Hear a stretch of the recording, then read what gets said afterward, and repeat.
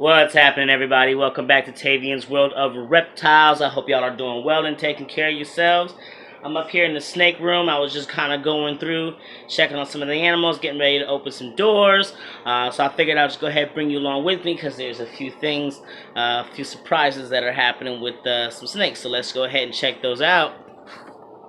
So, first of all, I'm not sure if you can see it, so let me just go ahead and just try to open up the lid here a little bit so that I can just do this. Look at that. That there is a shed from Beetlejuice, my mangrove snake. I did try to feed him recently, and he did not eat.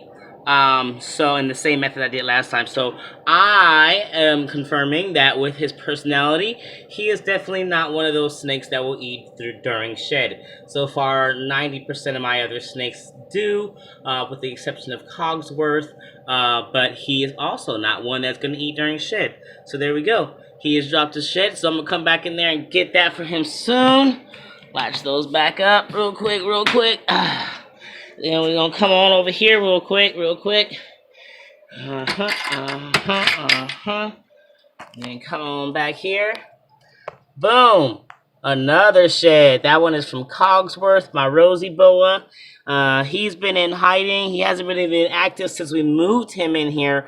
And I couldn't actually understand why. And I was kind of changing husbandry and trying to figure it out. But then I saw this, and now I realize that he was in shed. Now, I obviously missed his blue phase. But obviously I got him in here just in time because when I put him in here, I also had changed his substrate, which actually heightened up the humidity in here for a short time. So obviously that helped with his shedding process. So he has laid a whole shed there.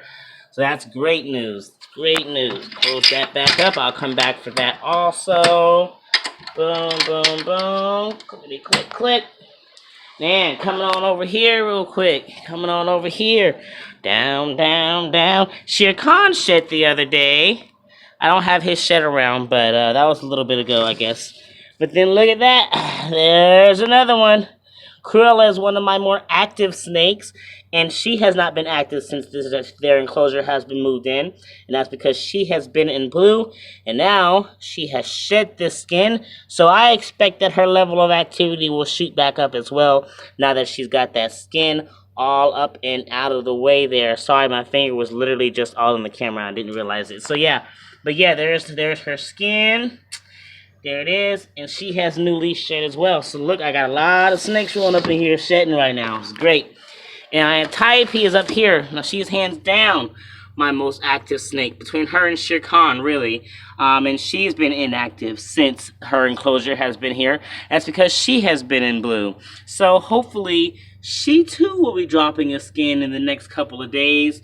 She usually takes a lot longer than everybody else to drop her skin. Even though she's not larger yet, she just takes a while. So hopefully she drops her skin soon, and hopefully she gives me a whole one, because she is one that does not rarely ever give me a whole one, and I hear that's pretty common when it comes to retics, especially the bigger they get. So, but we will see. So there you go.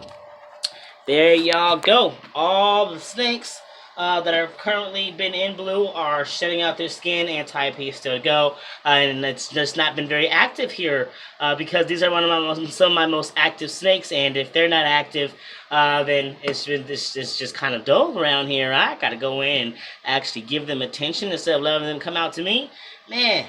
But yeah, that's all, everybody. Just want to kind of run you guys through that. You know, I like to share those little things I like to come in surprises like sheds and stuff like that. So yeah, that's all. Just want to share that with you. You take care. Love yourselves. Love your reptiles. Love your loved ones. And you guys keep spreading those herps.